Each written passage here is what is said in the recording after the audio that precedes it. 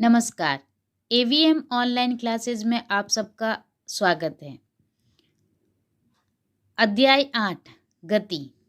इससे पहले वाले वीडियो में यानी गति भाग 1 में हमने गति की परिभाषा के बारे में अध्ययन किया था और साथ ही हमने भौतिक राशियां, सदिश राशि और अदिश राशि के बारे में जानकारी प्राप्त की थी। इस अध्याय में हम दूरी, चाल, वेग और विस्थापन के बारे में अध्ययन करने जा रहे हैं। आइए चलिए एक एक करके इन सभी भौतिक राशियों के बारे में जानकारी प्राप्त करते हैं। सबसे पहला जो हमारा बिंदु है वह है दूरी। दूरी एक अदिश राशि है। उस समय जब हमने अदिश राशि और सदिश राशि पिछले वीडियो में जो पढ़ी थी, तब हमें ये जानकारी नहीं हो पा रही थी कि कहाँ काम आएगी। ये जो अदिश राशि और सदिश राशि है, ये भौतिक राशियाँ यहाँ दूरी और विस्थापन में उपयोगी रहेगी। सबसे पहले देखते हैं दूरी। दूरी किसे कहते हैं? दूरी एक प्रकार की अदिश राशि है जिसकी परिभाषा होती है दो बिंदुओं के मध्य तय की गई कुल लंबाई। अर्थात दो बिंदुओं के मध्य जो दूरी लंबाई तय की जाती है उसको हम क्या कहते हैं? दूरी कहते हैं। उदाहरण के लिए हमारे पास मान लीजिए किसी बिंदु ए पर हमारा घर है और इस बिंदु ए से चलकर बी पर जाने पर हमारा विद्यालय आता है। तो हमारे घर और विद्यालय के बीच की दूरी क्या है? अब हमें विद्यालय जाना है तो हम क्या करेंगे? मान लीजिए आपके पास साइकिल है या किसी दिन आपको पापा की या भाई की बाइक चलाने को मिल जाती है, तो हाँ आप क्या करते हैं? आप सीधा ही बाइक की सहायता से विद्यालय पहुंच जाते हैं। और जब आप बाइक लेके विद्यालय पहुंचते हैं तो इस समय आपको समय भी कम लगता है और आप जल्दी से फटाफट पहुंच जाते हैं। तो यहाँ पर बाइक की सहायता से बिंदु ए से यानी घर से विद्यालय पहुंचने में मान लीजिए कि आपने कितनी दूरी तय की? 5 किलोमीटर की दूरी तय की। अब किसी दिन एक ऐसा होता है कि भाई आपको विद्यालय जाना है और आपको आपके किसी दोस्त ने बोल रखा है कि भाई पहले मेरे घर आ जाना, वहाँ से कॉपी ले लेंगे और साथ में विद्यालय चलेंगे। तो पहले आप उसके वहाँ जाते हैं, फिर आप रास्ते में किसी और भैया के यहाँ रुकते हैं जिससे आपको कॉपी लेनी है और फिर वहाँ से आप कहाँ जाते हैं? वहाँ से आप साथ मिलकर तीनों चारों जने कहाँ पहुँचते हैं? विद्यालय पहुँचते हैं। चूँकि अब आप ऐसे में यहाँ तो आप बिंदु ए से बी तक सीधा आ गया। और दूसरी स्थिति में क्या हुआ? पहले आप बिंदु मानो, इसको हम बिंदु ओ मान लेते हैं, इसको हम एम मान लेते हैं। तो अब आपने क्या दूरी तय की? आप पहले बिंदु ए से ओ पे गए, ओ से फिर एम पे गए और एम से कहाँ गए? बी पर गए। अब आपने थोड़ा सा लंबा रास्ता ले लिया। अब थोड़ा सा लंबा रास्ता लिया तो मान लो आपको चलने में कितनी दूरी तय करनी पड़ी? आपको 6 किलोमीटर की दूरी आपने तय कर ली। तो अब हमारे पास दो रास्ते हो गए। दो रास्ते क्या हुए? एक तो हमारी जो दूरी है वो क्या हो गई? हम ए से बी पहुंच गए। मान लो यहाँ कोई एक बिंदु आया जिसको हमने क्या नाम दे दिया? के नाम दे दिया। तो यहाँ पर ए से होते हुए के पे पहुंचे और के से होते हुए हम बी पर पहुंच गए। दूसरी हमने कौन सी दूरी तय की? पहले हम ए पे थे, अपने घर से रवाना हुए, दोस्त के घर गए, ओ पे पहुंचे, फिर दूसरे वाले दोस्त के यहाँ से कॉपी लेते हुए गए तो दूसरे वाला दोस्त का मकान था मान लो एम बिंदु पर और फिर आप कहाँ पहुँचे? विद्यालय पहुँचे यानी बी पर पहुँचे। ये भी आपने कुल लंबाई हो गई आपकी। तो अब एक और रास्ता होता है। कभी कभी ऐसा होता है कि भाई आपको विद्यालय जाना है, बहुत तेज़ धूप है, ना आपके पास साइकिल है ना कोई साथ है, तो आप गलियों में से होके जा रहे हैं। तो आप गलियों में से इधर गए, इधर गए, उधर गए, इधर गए, फिर वापस आए, फिर ये गली, ऐसे गलियां तय करते करते आप विद्यालय पहुँचे। मान लो इसका कोई बिंदु है, वो क्या हो गया? जे बिंदु। तो और यहाँ पर कोई बिंदु क्या हो गया, एल बिंदु हो गया। तो अब आपने ये नई जो दूरी तय की वो कितनी हुई, नई जो दूरी तय की वो हो गई, पहले ए पे गए, फिर के पे गए, फिर एल पे गए और फिर बी पर गए। ये सारी दूरी आपने तय की। अब यहाँ मान लो ये गलियों गलियों में से घूमकर कितनी दूरी लगभग आपने तय कर ली, आपकी पथ की लंबाई कितनी रह गई, तो वो मान लो 5.5 किलोमीटर रह गई। कितनी रह गई, 5.5 किलोमीटर थी। तो अब आप देखेंगे कि दूरी की परिभाषा क्या है, दो बिंदुओं के मध्य तय की गई कुल लंबाई। अब यहाँ देखिए, जाना तो आपको दो बिंदुओं पर ही है, ए से जाना है बी पर। अब कुल लंबाई, अगर आप बाइक लेके या साइकिल लेके जाते हो तो आपकी जो लंबाई का मान क्या रहेगा, वो 5 किलोमीटर की दूरी तय की। दोस्त के साथ जाते हो तो आपने लगभग 6 किलोमीटर की दूरी तय की, और गलियों गलियों में से होके जाते हो तो 5.5 किलोमीटर की दूरी आपने तय की। तो इस प्रकार आपने एक स्थान से दूसरे, सेम तीनों कंडीशन में स्थान सेम है, विद्यालय घर से कहाँ गए, विद्यालय गए, तो तीनों कंडीशन में आप घर से विद्यालय की ओर गए, और तीनों कंडीशन में आपकी दूरी क्या हो गई, अलग अलग हो गई। सीधे रास्ते गए तो 5 किलोमीटर, थोड़ा लंबा इधर इधर करके गए तो 6 किलोमीटर, और गलियों में से होके गए तो 5.5 किलोमीटर। तो अब आपको स्पष्ट हो गया होगा कि दो बिंदुओं के मध्य तय की गई कुल लंबाई, यहाँ से यहाँ तक की कुल लंबाई क्या हो गई, वो उसकी दूरी कहलाती है। अब रास्ता कोई भी ले लिया तो उसके हिसाब से आपने दूरी तय कर ली। अब बात करते हैं विस्थापन की। तो विस्थापन की बात करने से पहले आप देखिए, मुझे जाना कहाँ है, घर से स्कूल जाना है, मेरे पास 3 रास्ते हैं, मैं उसके अकॉर्डिंग घर से स्कूल चली गई। लेकिन अगर आपको कहे कि आप सबसे छोटा रास्ता बता दो, मुझे ऐसा, मतलब आपके कोई भैया जी दीदी आए कि भाई गृह संपर्क में आए, आपके घर पे आए, अब उनको विद्यालय समय पे पहुंचना है, थोड़ा देर हो गई आपके घर पे, थोड़ा बातचीत करने में समय लग गया, अब तुरंत विद्यालय पहुंचना है, तो आपको पूछ रहे हैं कि घर से सीधा ऐसा रास्ता बताओ जो बहुत शॉर्ट हो, बहुत छोटा हो और जल्दी से जल्दी विद्यालय पहुंचा जा सके, जिसकी दूरी कम है। तो आप क्या कहोगे, आप कहोगे भैया जी यहाँ से सीधा, पर या तो आप यहाँ से सीधा चले जाओ, उत्तर दिशा में सीधे की तरफ जाओगे तो ये सबसे कम दूरी है।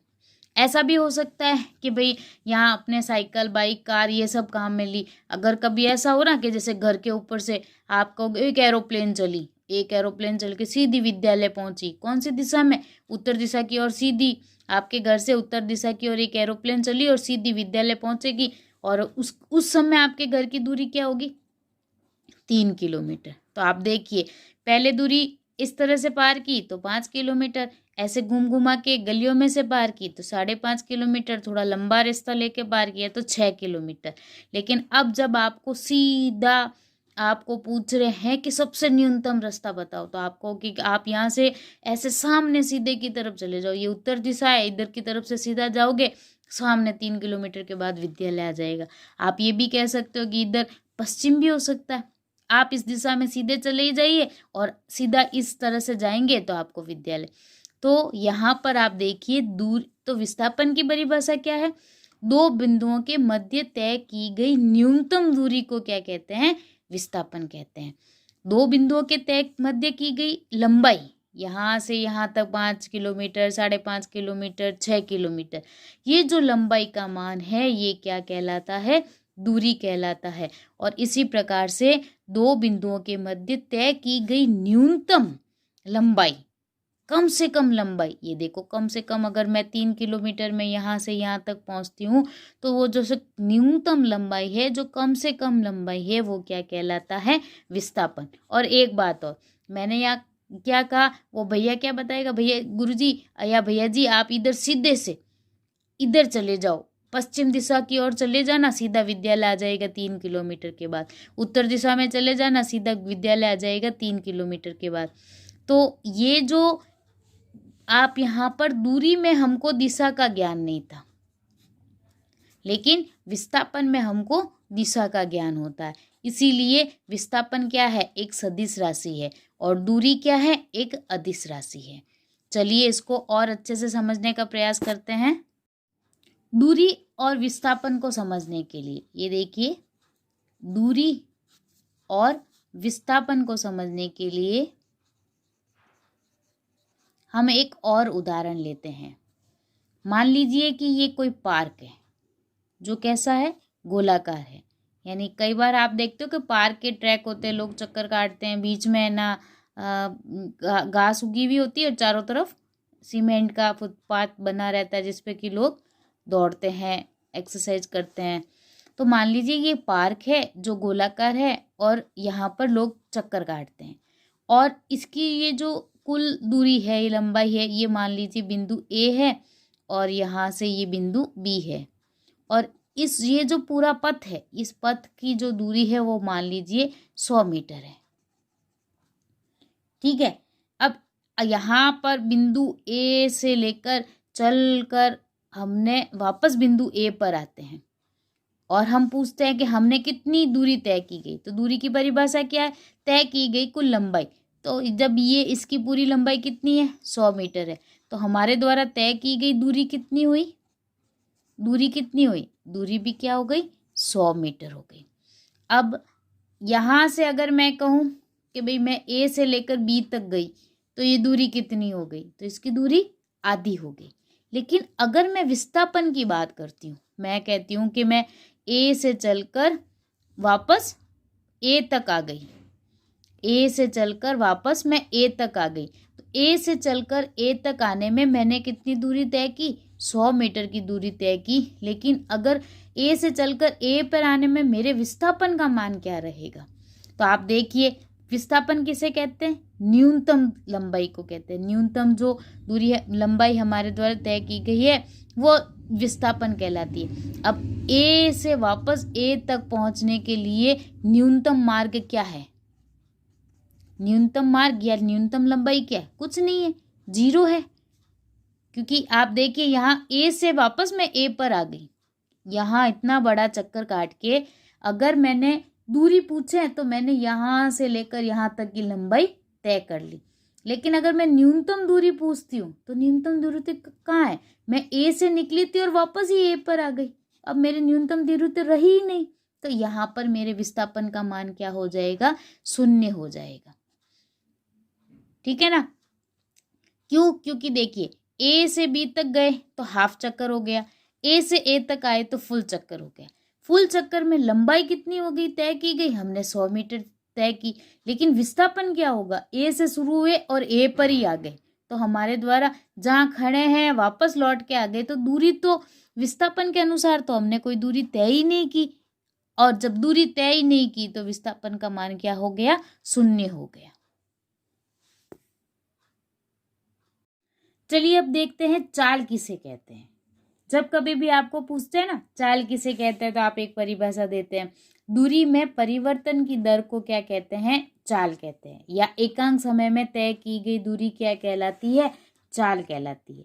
इसे कैसे व्यक्त करेंगे, इसे कैसे समझेंगे, इसको भी मैं आपको एक उदाहरण के द्वारा समझाने का प्रयास करती हूँ। चलिए अब हम चाल को समझते हैं, चाल क्या है और वेग कैसे प्रदर्शित करेंगे। तो देखिए यहाँ पर मैंने एक उदाहरण लिया है, एक बस है, एक बाइक है और एक कार है।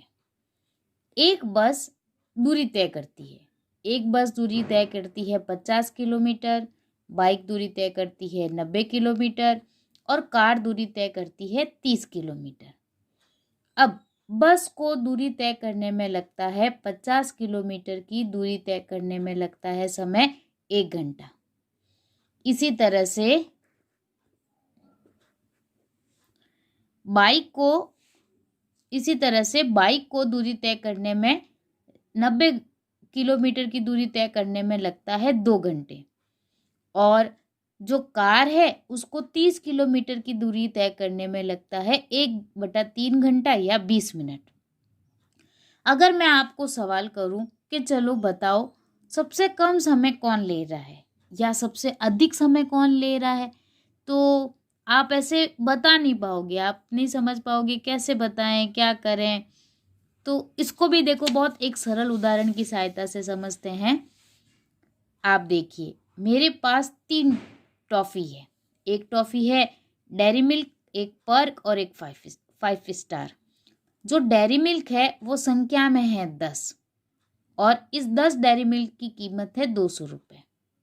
पर्क है वो 5 पर्क है जिनकी कीमत है 100 रुपये और 5 स्टार है जिसकी 20 5 स्टार है जिसकी कीमत है 180 रुपये।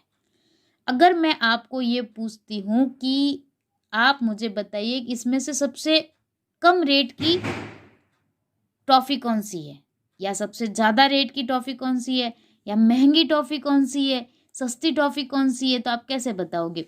आप देखो, आप क्या 10 टॉफ़ी है और 10 टॉफ़ी के 200 रुपये लग रहे हैं, 5 टॉफ़ी है उसके 100 रुपये लग रहे हैं, तो आप सिंपल सा एक काम करोगे, क्या करोगे? 200 रुपये की टॉफ़ी संख्या में कितनी है? 10। कीमत कितनी है? कीमत है आपके 200 रुपये और संख्या में टॉफ़ी कितनी है? 10। आप क्या करोगे? 200 में 10 का भाग दिया, कितनी रेट हो गई? 20 रुपये। ठीक इसी प्रकार से अगर हम पर्क की बात करें तो पर्क की कीमत 5 पर्क की कीमत कितनी है? 100 रुपये। 5 पर्क की कीमत 100 रुपये तो एक पर्क की कीमत कितनी हुई? 20 रुपये। इसी तरह से अगर 5 स्टार की बात करें तो 20 5 स्टार की कीमत कितनी है? 180 रुपये और संख्या में कितनी है? 20। ये देखिए तो रुपए कितने हुए? 9 रुपये। तो अब आपको पता चल जाएगा, आप आसानी से बता दोगे, खुद ही बता दोगे। एक डेयरी मिल्क की रेट कितनी है? 20 रुपये। यहाँ पर 5 पर्क थी, एक पर्क की रेट कितनी है? 20 रुपये। और यहाँ पर 20 5 स्टार थी तो एक 5 स्टार की रेट कितनी है? 9 रुपये। तो सबसे महंगी की टॉफ़ी कौन सी हुई? तो आप कहोगे भाई देखो, डेयरी मिल्क है और जो पर्क है ये दोनों तो एक ही रेट की है, दोनों 20 रुपये प्रति डेयरी मिल्क या प्रति पर्क की है और 9 रुपये कौन से है? 5 स्टार की है। तो महंगी टॉफ़ी ये हो जाएगी, सस्ती टॉफ़ी ये हो जाएगी। आपने ये कैसे ज्ञात किया? संख्या और कीमत में संख्या का भाग दिया तो हमको रेट ज्ञात हो गई और इस रेट से हम ये भी बता सकते हैं कि भाई कौन सी टॉफ़ी सस्ती है या कौन सी टॉफ़ी महंगी है। ठीक इसी प्रकार से अब यहाँ देखिए, यहाँ पर आप देखते हैं कि ये है बस है ना, 50 किलोमीटर चलती है 1 घंटे में। तो सेम चीज़ इसमें भी हम यही करते हैं। कितनी चल रही है? 50 किलोमीटर चल रही है। कितना समय ले रही है? 1 घंटा ले रही है। तो इसके द्वारा इसकी रेट क्या है? इसकी रेट क्या होगी? ये हो जाएगी 50 किलोमीटर प्रति घंटा। अब बाइक की बात करते हैं। बाइक कितनी चल रही है? 90 किलोमीटर चल रही है। कितने समय में चल रही है? 2 घंटे में चल रही है। तो इसकी रेट क्या होगी? इसकी रेट होगी 45 किलोमीटर प्रति घंटा। कार कितनी चल रही है? कार चल रही है 30 किलोमीटर। कितने समय में चल रही है? 1/3 घंटे में चल रही है। ऊपर कर दो तो क्या होगा? 30 × 3/1 कितने हो गया? 90 किलोमीटर प्रति घंटा। तो अब आप यहाँ पर देखिए कौन फास्ट चल रहा है। अब आपके पास तीनों का आंसर आ गया। कौन फास्ट चल रहा है? ये दोनों तो लगभग सेम समय ले रही है। यहाँ तो अगर ऊपर को देखते कि भाई 50 किलोमीटर चल रही है, 90 किलोमीटर चल रही है, 30 किलोमीटर चल रही है, तो हमको लगेगा अरे भाई बाइक फास्ट चल रही है, 90 किलोमीटर की दूरी तय कर दी। लेकिन वास्तव में क्या हो रहा है? कौन फास्ट चल रहा है? कार फास्ट चल रही है, क्योंकि दूरी ज़्यादा किसने तय की? कार ने की। बाइक और बस तो लगभग समान दूरी तय कर रही है। तो इस प्रकार दूरी में अगर हम समय का भाग देते हैं तो हमको क्या प्राप्त हो जाती है?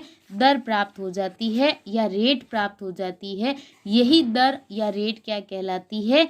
चाल कहलाती है, यानी एकांक समय में तय की गई दूरी।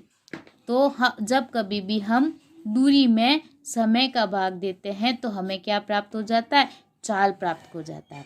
और एकांक, अब परिभाषा स्पष्ट हो गई। एकांक समय में तय की गई दूरी क्या कहलाती है? चाल कहलाती है। और ये रेट कुछ भी हो सकती है।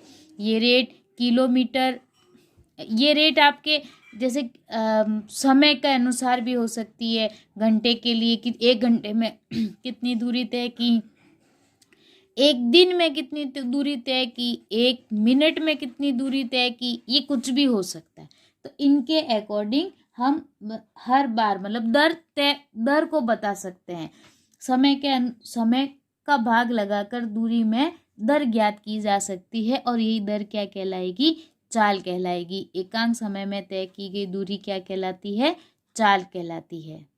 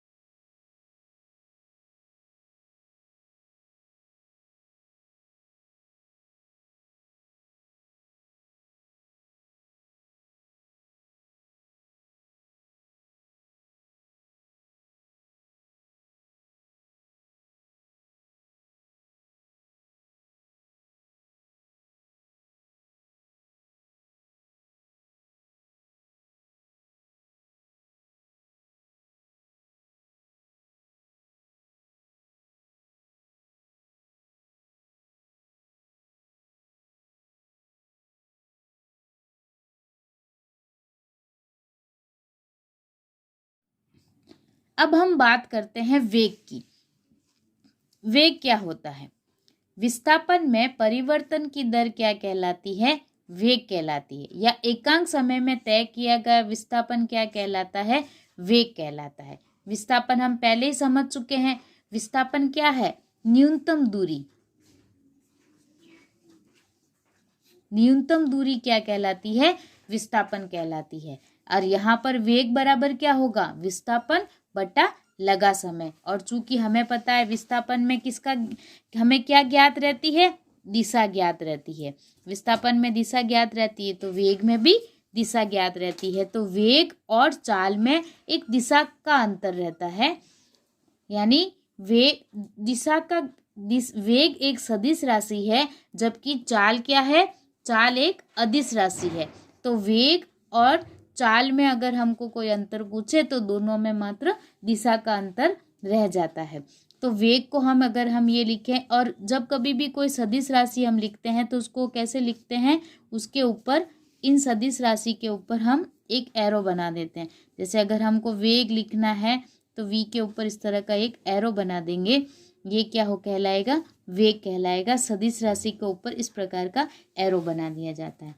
इस प्रकार